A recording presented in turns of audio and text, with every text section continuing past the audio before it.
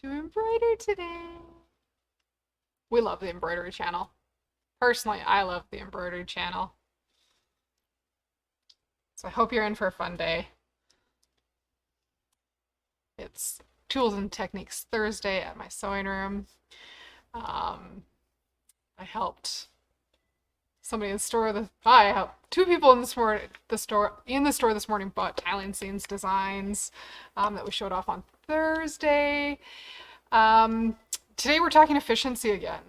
If you were here with us on Tuesday, Chelsea and I talked about the Aria's the reliable steam press for interfacing lots and lots of fabric in a go as prep for today's video. So there's a brand new tiling scene landed in store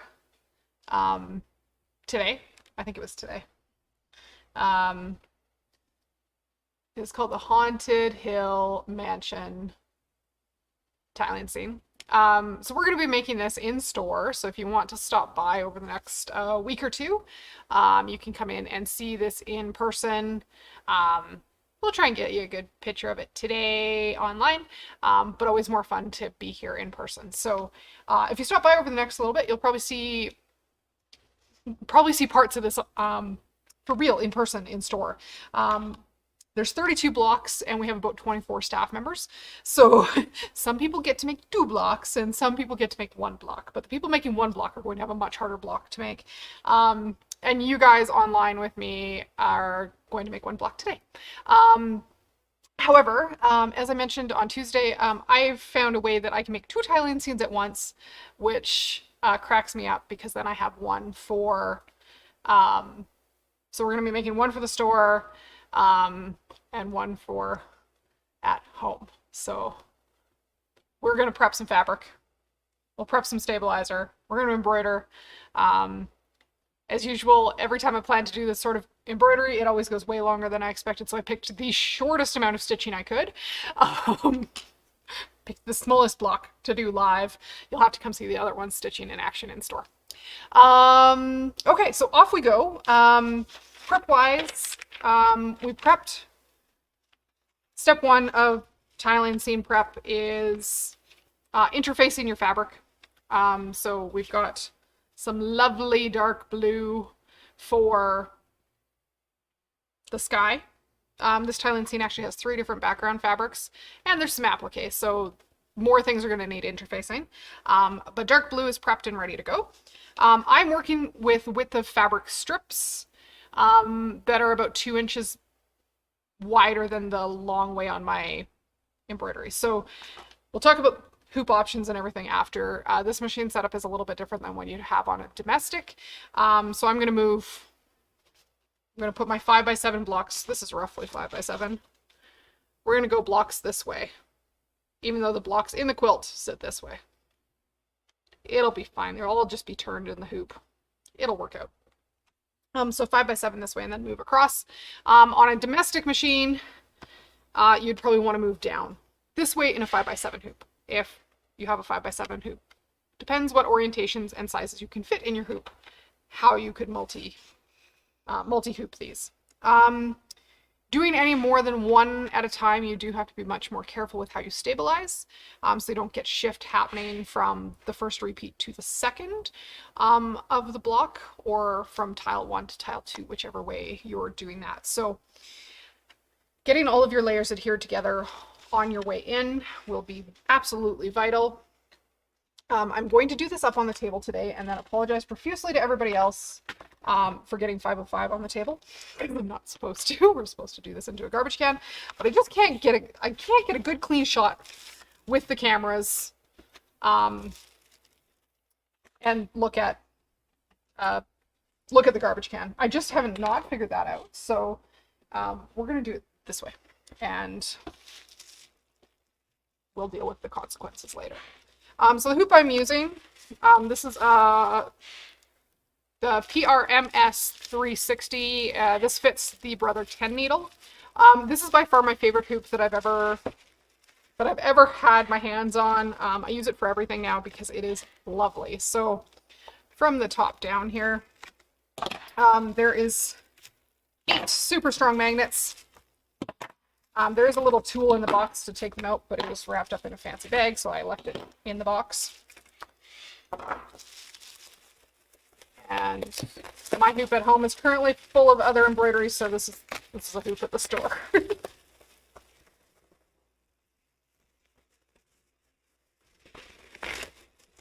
Okay.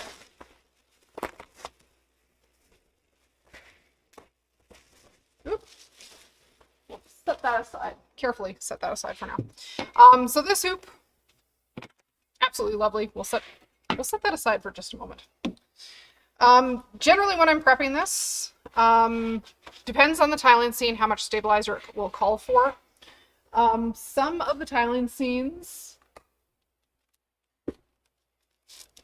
follow the instructions carefully. They do vary depending on how heavy the stitching is. Some call for a layer of ultra clean and tear, which is a medium weight tearaway, as well as a layer of heavyweight tearaway. Some call for both. Some call for 2 layers of heavyweight. If the design calls for 2 layers of heavyweight, do not cheap out and not do 2 layers of heavyweight. You will not be happy. Some of the stitch outs in some of the other tiling scenes have like 47. I came across one the other night in Winter Visitors that had 47,000 stitches in one hooping, which was a lot. So get enough stabilizer in there. Follow the directions carefully. This one is one of the less dense stitch outs, so it will be okay with just the 2 lighter weight ones. So the order I'm going to adhere these, I'm going to do my clean and tear next to my fabric, and then I'm going to do the heavyweight on the back, because the heavyweight is the one I'm actually going to hoop with. In this particular magnetic hoop that I'm going to be, that's not the camera I want, sorry guys. In this particular magnetic hoop, I'm just using my clean and tear on the back of my fabric. It's roughly the same width. I cut the fabric 10-inch strips. I've cut this piece of stabilizer about 9 inches, which fits pretty much right to the edges of this hoop. And then the main stabilizer that I'm using is my other piece of heavyweight tearaway that I'll be using across my whole strip and moving that along as we go. So when I need 2 layers of the heavyweight, I'm not trying to get both my layers of heavyweight in my hoop. One's tucked between my fabric and my layer that I'm actually hooping, is how I roll with that. So to get those married together nicely, 505. Like I said, I'm probably going to be in trouble in the morning for getting the table all sticky. I'll apologize later. I 505 my fabric. Normally I would do this. I had a grate down here yesterday. Nope, the grate's run away. We have a ceiling tile grate that we do this over a garbage can, much tidier. Because on the garbage.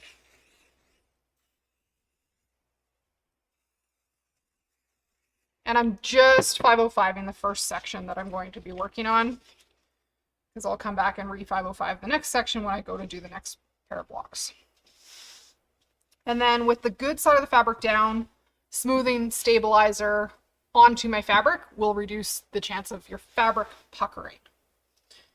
So that's kind of step 1. The next piece, I have my heavyweight tearaway. I actually cut this. It's about 4 inches longer than my width of my fabric. And I'm going to do pretty much the same thing with it and 505 the back of my first layer of stabilizer to my longer piece. And then plan for some overlap.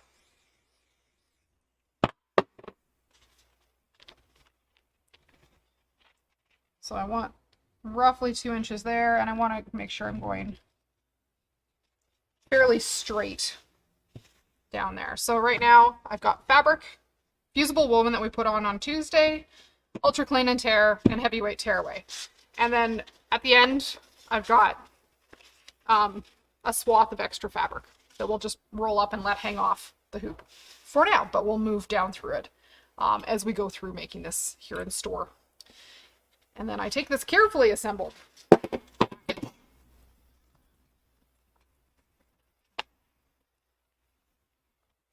and with these magnetic hoops, really, if I get the selvage of my fabric under my first side with my first magnet,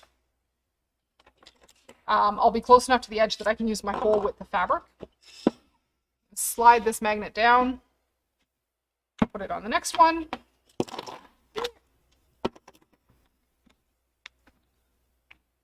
Slide that one in there.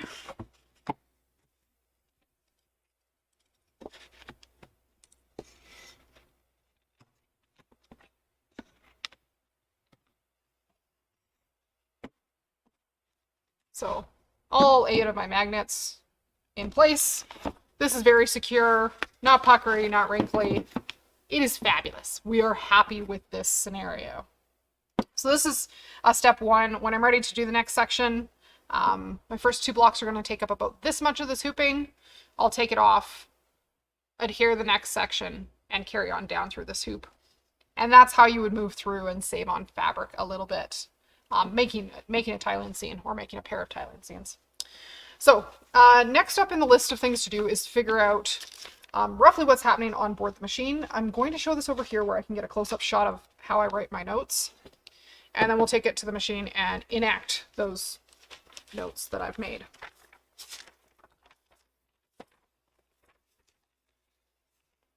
Okay, we are going to make 2 of this block today. This is block 1 in this tiling scene. The directions come with your design when you get it.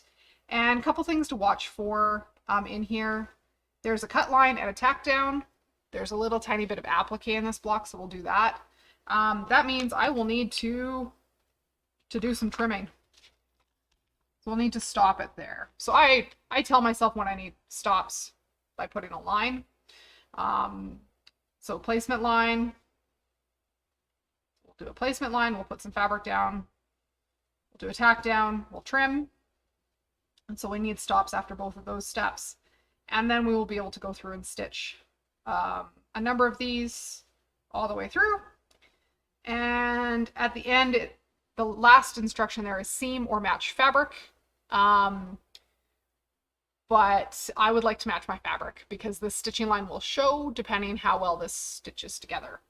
So I've actually grabbed a blue color for this. And I think I put it on needle 4. So my little notes beside here are which needle this thread color is on so that I can program this when I get to the machine. These same kind of stop things are how I'm going to manage the more complicated blocks further down in the instructions. So this particular block later on has some applique, two colors of applique, gray and black. It also has more than 10 colors in it. So we will have to account for that by doing some color changes. But I would go through and mark a stop and then mark which spools get rethreaded when it comes to a stop. So we're just going to set up for an easy one today. But if you want to see that in action, come see us in store because some of these definitely are more complicated and we'll be doing them here. But back to block 1, we're going to take this written out instructions. I've already got the machine threaded. We're going to take this over and program it so that the machine will stop when I need it to stop, stitch continuously when I want it to stitch continuously. And then at the end, I'm actually going to stop the machine again and change my bobbin thread to something I can see, which will make sewing it together easier at the end. So let's carry on to the machine. We'll try and get the camera placement so that it's easy to see. Just going to change the cameras around there. And we will go to phone. Uh-oh, that's not phone.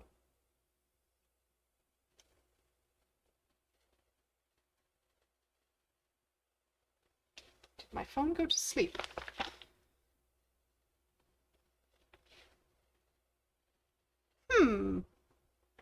Need to just change one thing around here. I haven't run away, guys, I promise. Why is that upside down?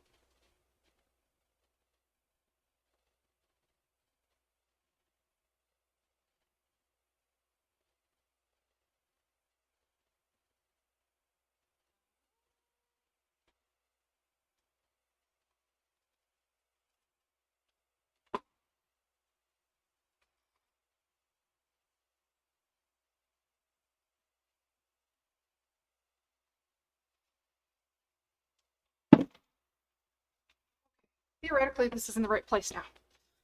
Hang tight. Phone. There we go. We are in the right place. I think we can mostly see what we're doing. So let's give it a whirl.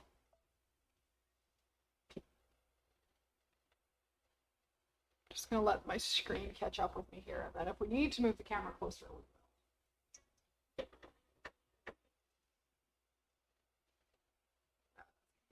will. A little bit of glare.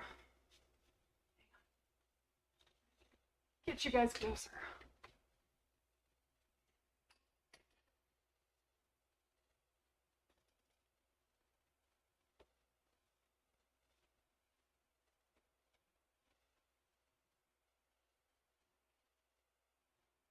Okay, I think I'm almost in the right spot. I think we're gonna go from here. Okay, so on this 10 needle, if you can see up top, I've got light gray, light blue, black, dark blue. On the far end of my setup, I have a metallic blue and a glow-in-the-dark setup. Both of those, I changed out the needles to metallic needles with a much longer eye to manage those. And we have some setting changes we need to make our metallic and our glow-in-the-dark happy. So we'll do the changes on the two specialty threads at the end first. But in our needle change tool,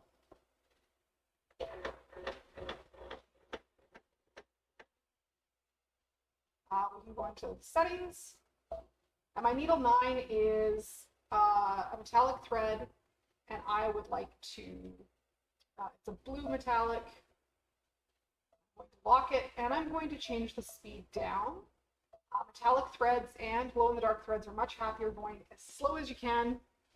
They'll just be happier. So I'm going to treat both 9 and 10 that way. And then I'm going to leave my other spools to go as fast as they can so I can be efficient and get more tiling seams made. So two needles set up with metallic needles, specialty threads at the end of my collection. And then I'll play with all the other 8 spools for all my regular embroidery thread. So that's the first little bit of setup. Sometimes when I'm doing this, I like to go in and actually set which colors on which needle. Personally, with the tiling seams, I find it easier to keep track on paper and not set up a machine, just mostly for efficiency. But there's lots of ways of managing this. The other thing to do is in the user settings, we'll scroll through. We want to have manual color sequence turned on. Not every multi-needle has that option, but the ones that do they're fun to have.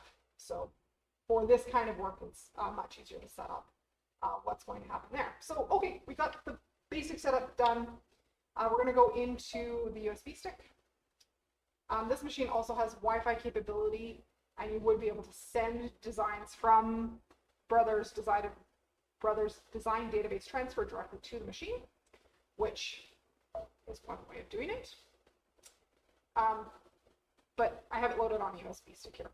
So I've got my single block set up in there right now, and I'm just going to pull this over to the side. And this is one of my absolute favorite features. This is a pattern repeat option. So there's 2 tools that will do almost the same thing, but they behave differently in the following step. This one with the 2 squares is duplicate. So it would make a second one the same, but you could change the colors out on the second one. Pattern repeat allows you to put multiples of things in a hoop and set up your color sequencing so it's the same on each one. So I've put a second one in there. I'm going to spread that out by about 1.5 inches. I usually just use grid lines and go about 4 grid lines apart.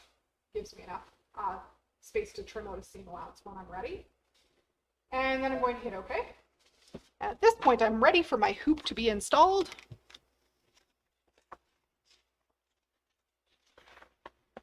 Almost ready for my hoop to be installed. I'll put it on now before I get much further so it doesn't tell me that I need a bigger hoop. These hoops are just held on with screws. This one, the driver, and the hoop are all built in as one unit.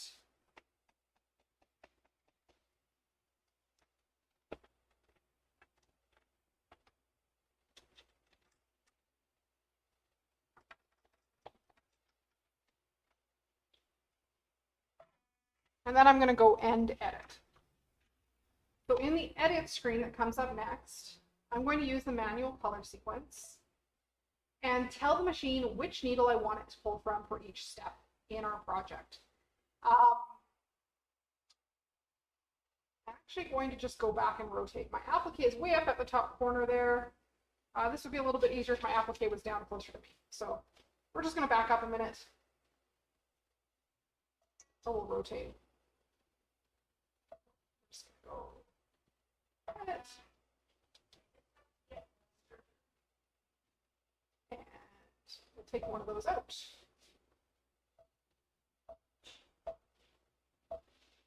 And I'm going to set this one up this way because it will be easier for me to trim the applique. Okay. Now we'll duplicate again. About 4 grid lines between them. And edit. Now we'll go back to manual color sequence. So in our sequencing, we're actually using the same color for both of the first steps.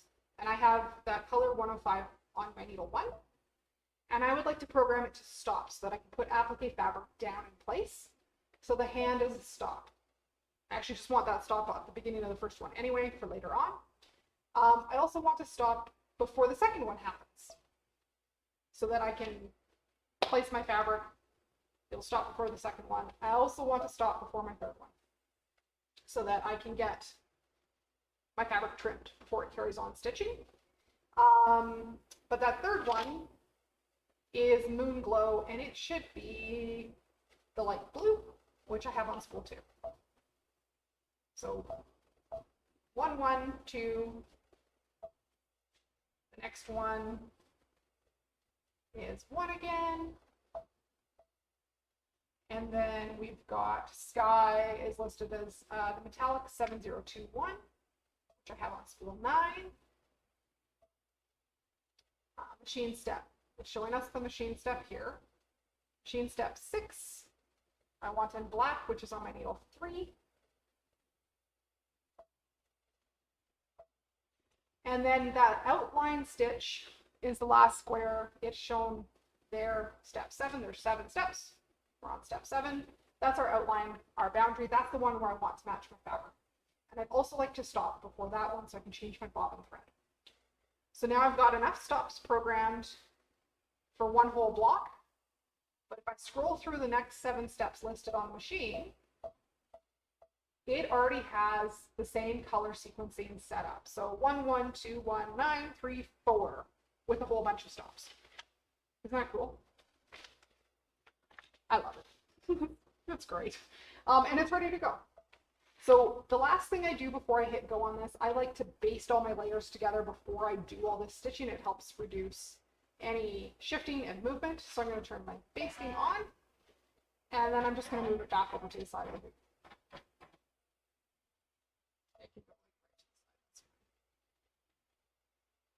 And basting will happen with stitch number 1, but I like to turn that one on after so I don't mislabel everything else as I go. So now I'm going to hit embroidery. And in truly a fashion, this is going to take way longer than I anticipated to stitch out. So here we go. We've got the speed turned down a little bit. We're going to turn this all the way up. We're going to go at lightning speed, 29 minutes by turning the speed up. But we have some stops programmed. So. And we have metallic thread running at 400 stitches a minute. So we're going to hit start. And get my white fabric ready to go.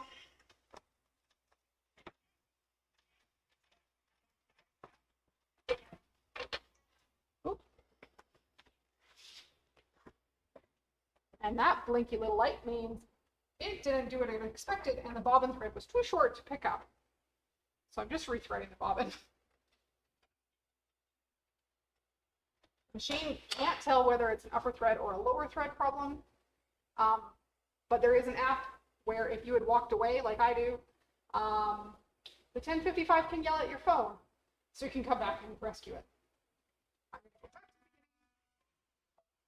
beginning and hit go again now that I have a longer bobbin thread.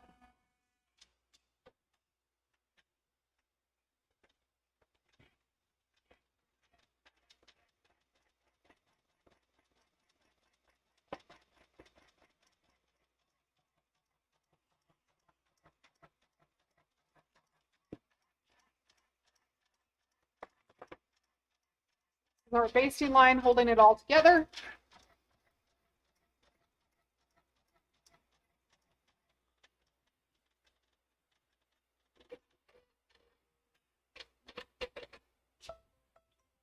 And it's paused because I wanted it to pause that more for the second repeat than this one. I'm going to hit go. It's going to give us a placement line for our applique fabric.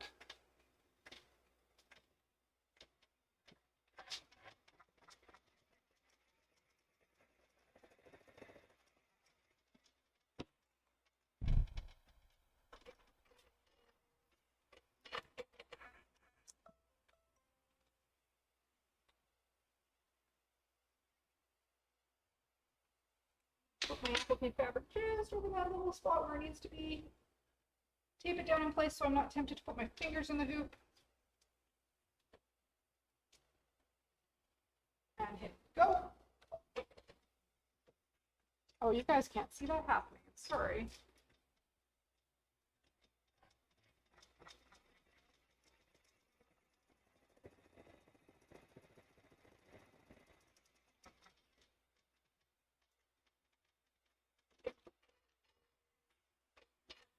There you go. Look at that. Got the camera. Unlike the other frames for the multi-needles, this one, to get it off, you do have to undo the screws. And then lift it off.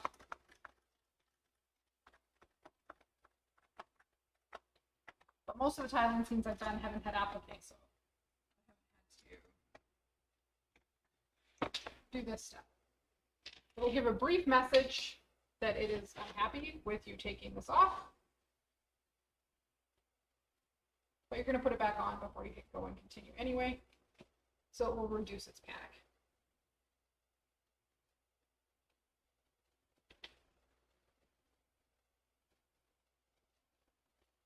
And then the big wide table that comes with the PR 1055 is just perfect for doing this kind of trimming without having to go somewhere else in your room with your hoop. Back in place.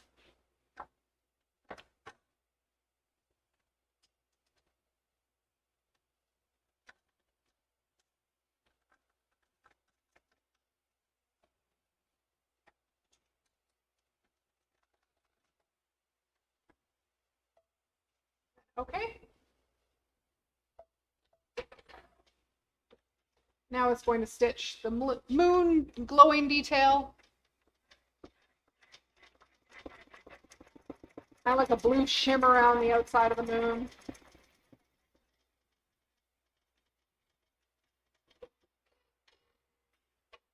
And in this spot on the screen, it will show you how many minutes until it will need attention again. So essentially, I have 13 minutes to hang out, go sew on my other machine, get my next embroidery ready, trim out previous blocks.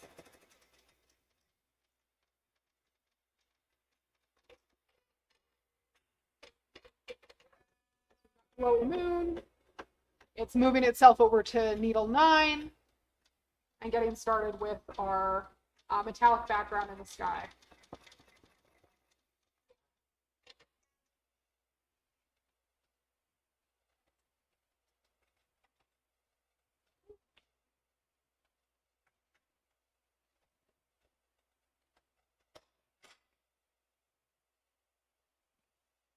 I think it's actually not mad at me. Just gonna hit go and continue. Make sure it's all moving right.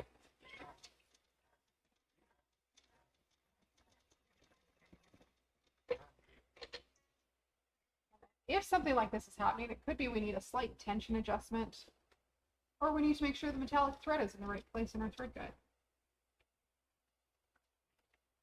That's been known to be an issue too.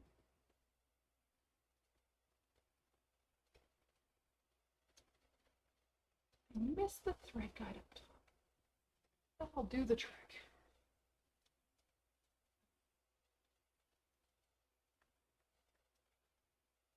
So the knob up here is the tensioner. It does need to be turning for the machine to know it has thread, but my thread had slipped up just above it.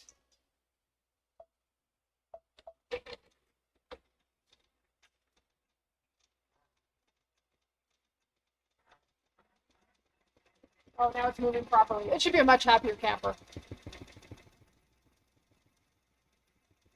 And unlike the other needles, this one is sped down to 400 stitches per minute.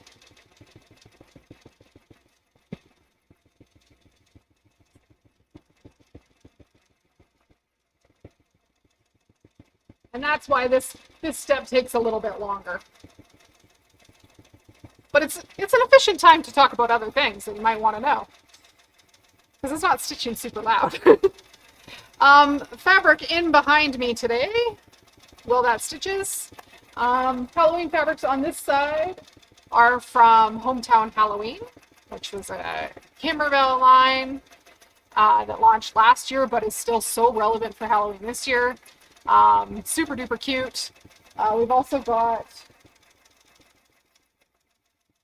a Haunting We Will Glow with this really cute panel over on this side. It's great. And like I said, there's design and thread kit for this tiling scene if you want to make one as well. The other thing you could do if you're wanting to, thread kit and tiling scene things, this would get you up to that $89 Canadian and OESD product to get your free Christmas card CD, so you can make both holidays worth of goodies in the next little bit. There's lots of other really awesome Halloween embroidery if Halloween's totally your jam. There's some pretty things. There is spooky shacks. There's funky little tea lights. There's haunted mansions. Do you need a big haunted mansion for Halloween? I would say you do. That's my answer. You probably do. That's the Midnight Manor. There's also a haunted mansion over there. That one's brand new today. And just finished making a sample for it. We're going to just go back over to my machine for just a moment. And we'll talk about making metallic thread happy. Every once in a while, metallic thread likes to have personality, even when you're going slow. This is actually, I have rogue threads on the machine right now that are my issue. And I managed to tangle my metallic thread and my glow-in-the-dark thread together. If that is happening to you, most embroidery machines come with thread nets. So thread nets look like this. Let's stop that blinky business.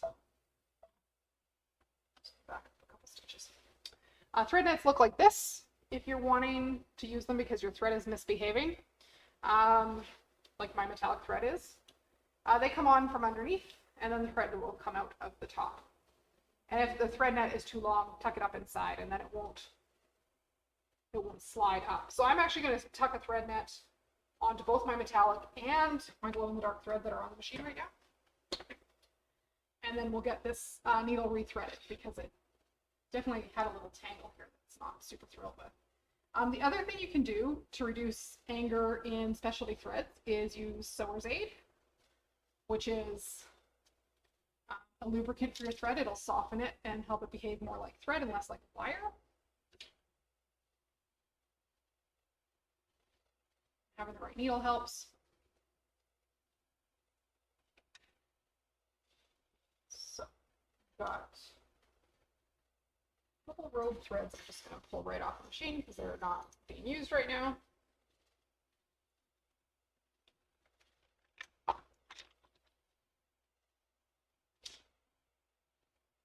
think I've got the kink and anger out of my yen mat, my metallic blue.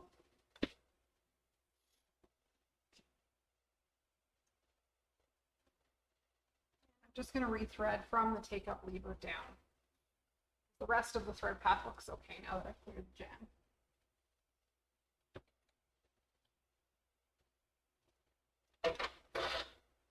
There's a built-in needle threader on this machine. Lovely.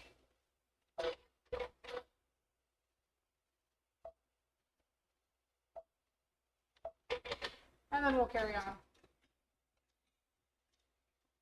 carry on stitching and we should be just fine.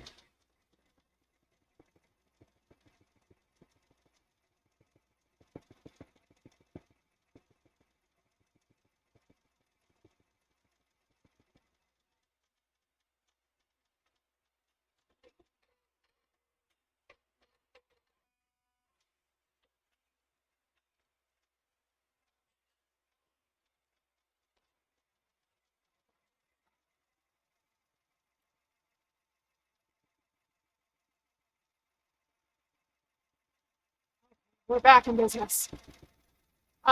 This is, let me go back to me being the start of the show for a moment.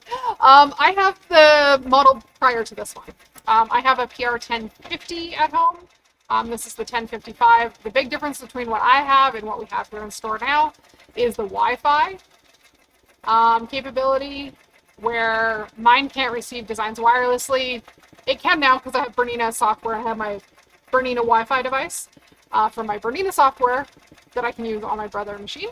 But the Wi-Fi is built in on the newer one. There's also more quilting functions built in on the newer one, which are really, really cool. Good question on Facebook here. Have you ever had to adjust thread tension with a serger when you put it on a thread net? Like on a serger. Usually I just leave my tensions alone.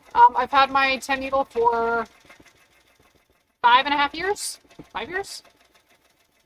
And pretty much tensions just stay set all the time. I don't change my bobbin case tension. I don't change my top tension. I do have one needle that is adjusted a little bit lower, and that's pretty much always where I put metallic thread. But it seems to be stitching just fine on the regular thread as well. So I just leave my tensions alone. The tension system is quite different than on a domestic machine. So I just leave my tensions alone. It's just happy. Every once in a while it has a moment where it needs oil or love or a new needle, like all machines, but really, like, I walk away and my husband texts me from our shared office and says, Leah, your machine needs attention. It's out of bobbin thread or out of bobbin thread or out of bobbin thread.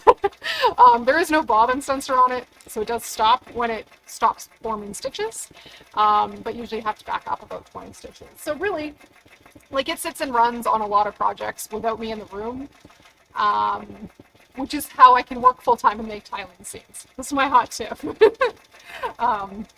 And then being able to do multiples. The big hoop on this one is 8x14, which is a really nice size to work with.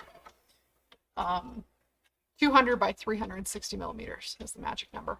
There's also a 360 by 360, but it requires turning the hoop halfway through. So it's lots of fun. Let's check in on it. So this is still continuing with metallic thread. Now that it has a thread in it, it's a much happier camper. So my next thing is to figure out how to get a second one of these at home. Oh, we get to learn something else. This is always good. The message on screen is wiper error. And really what that means is it didn't trim very nicely. And that would just be due to the metallic thread having some personality. So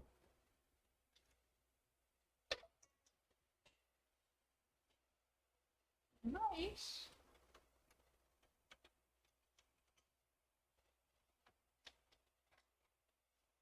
Bobbin thread trimmed nicely. Top thread trimmed nicely.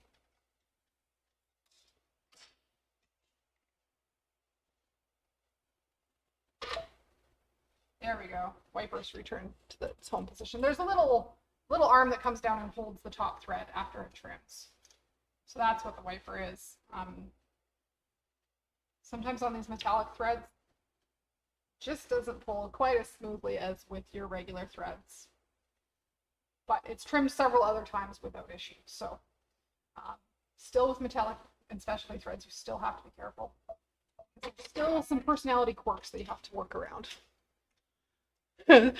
Yeah, a second one of these at home.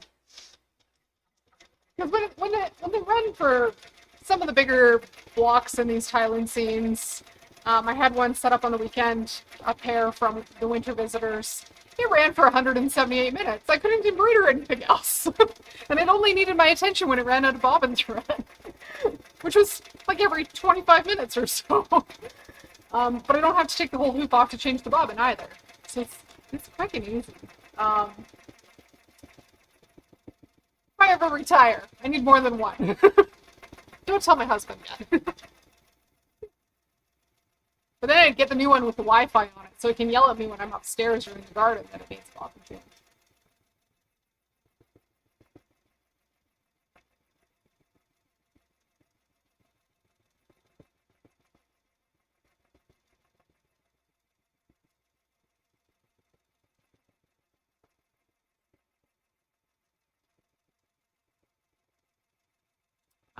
Other things coming up in store in the next little bit. If you want to know more about embroidery, or you want to come in and try this machine, because you're like, oh, that looks like fun, you're welcome to join us for Stitching in the Kitchen. And if you wanted to come in and do Stitching in the Kitchen on the multi-needle, we'd be more than happy to have you come in and do that. Oh, silly metallic thread. Same thing. Yeah, trim quite cleanly.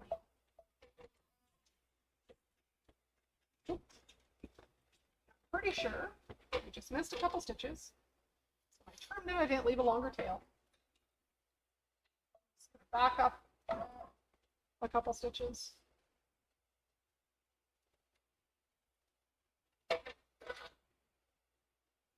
Before I do this block with the next person in the next block with the next person in store, we will put some sewer's aid on this thread. You'll be much happier.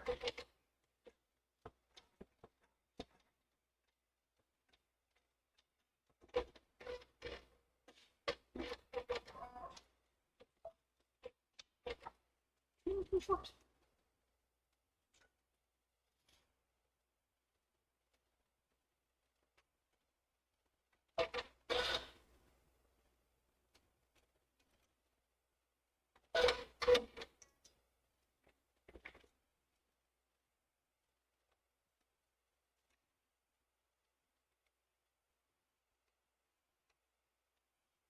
Goodness gracious.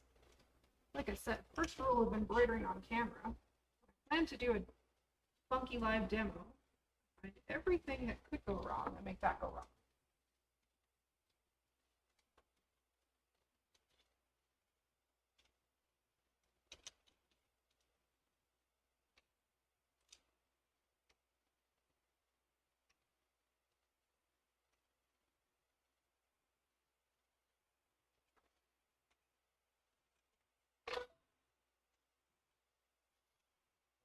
Also used threading process.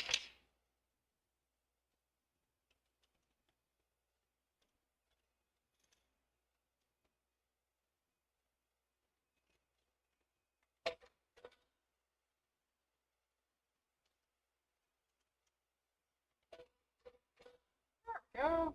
Almost done. Almost ready to move on to black. Promise. With the regular Isacord thread, I am using a standard embroidery needle. The Brother 10 needles, usually our floor models have size 75s in them. Embroidery 75s. At home, I run embroidery 90s, and I buy them in boxes of 100. Because there's 10 needles on here, so packs of 5 don't last me very long when I need to rethread the whole machine. Oh, Maureen's got it figured out. She wants to be able to have a 10 needle at home so she can have her other 2 Berninas doing other things. Exactly. Efficiency. That's the thing. Okay, and it's carried on. It's moved itself to needle 3, and we're on to stitching in black for our bats and our branches, which always runs smoother than metallic thread, but we can run it faster, so it's more efficient. And when it's done this step, it will pause and let us switch out our bobbin thread to something different than white.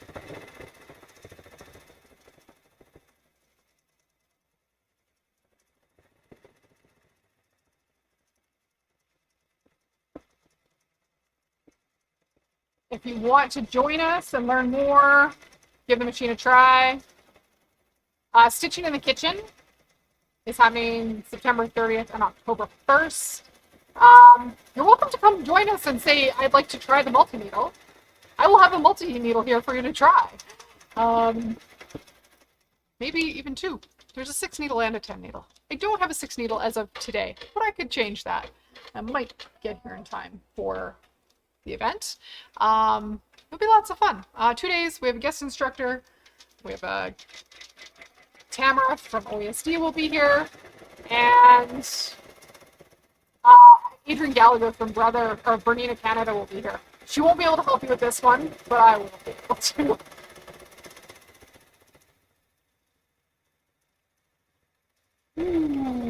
Looking pretty.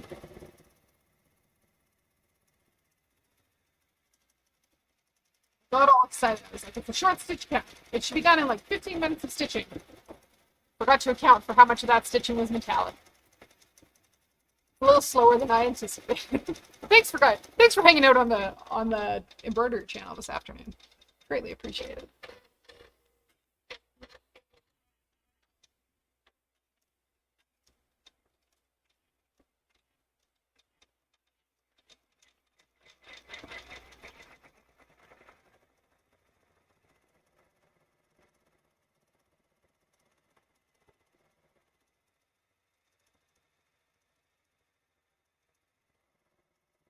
If you have any other questions, I'd be happy to answer them.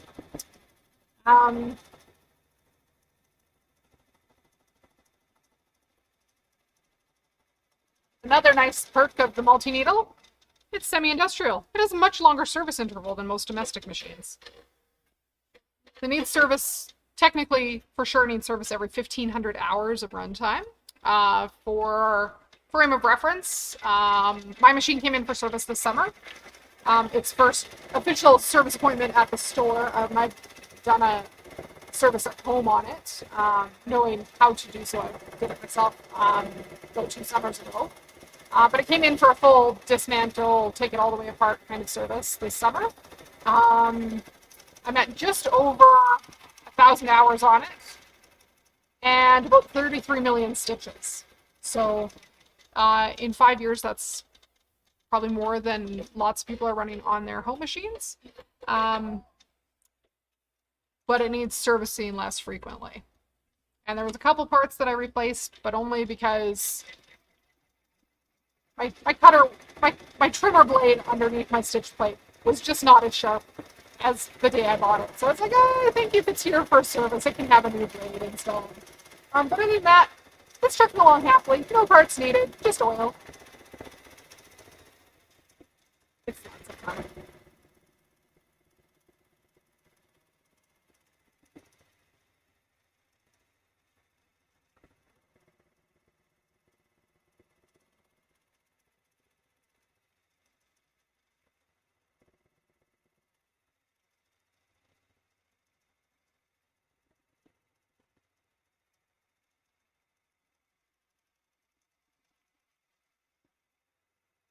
Carefully prepared gray bobbin that I think rolled away on me.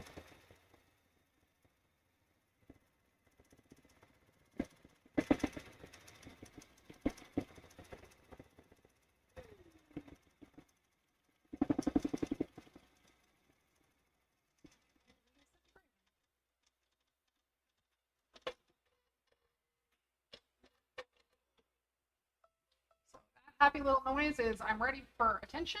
Please come do something for me. At this point, we would change the bobbin. Bobbin jumped to freedom on the floor.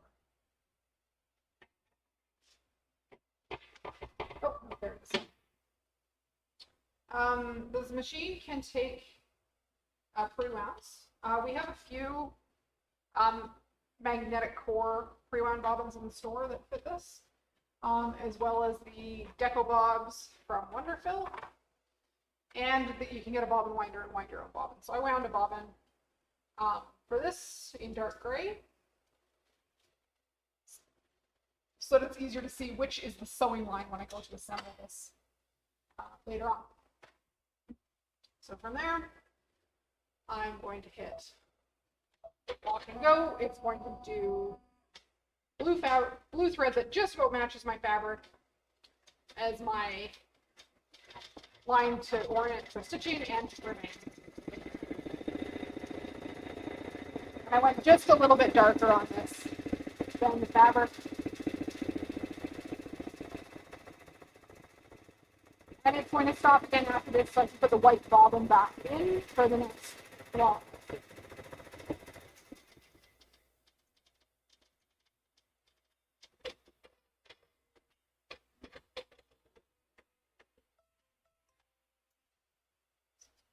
Back to white bobbin thread. Can't because I set the bobbin down. I'm going to take this off and show you guys what this looks like front and back. Let you stop watching the embroidery channel, because now it's just ready to go on and do exactly the same thing all over again. Be unhappy for just a moment. We'll take it back over here to our close-up camera. So that's that first corner with the moon on there, my metallic thread here and here, the black. And then to make this easy to trim out, we've got a different color bobbin thread across the back. And we'll be able to trim our seam allowance away from that so we have space to sew. But this is ready to go on and carry on and make another one the same so that we can make two at once, because who doesn't want to be more efficient with their embroidery? There's so many great embroideries out there. We want to do them all. That's what I have for you guys today. Thank you for watching the embroidery channel. As always, embroidery with Leah, you learn some stuff because things often don't go perfectly. I am human just like the rest of you, and it's just how it is. Sometimes thread snags, it gets tangled. Dealing with it calmly is the way to deal with it. So thank you for joining me. If you like what you saw today, you want to try this machine out, give us a shout. We can let you try it. Come in first thing in the morning. Maybe we'll get you set up and you can start one of these blocks on your own. Because like I said, I have 24 staff members and 32 blocks to do. Well, less than 32. I've done this one. Well, maybe this is mine. We still have some blocks to do. So thank you for joining me today, guys. Like, comment, subscribe. Hit the notification bell, and you'll see when we go live again.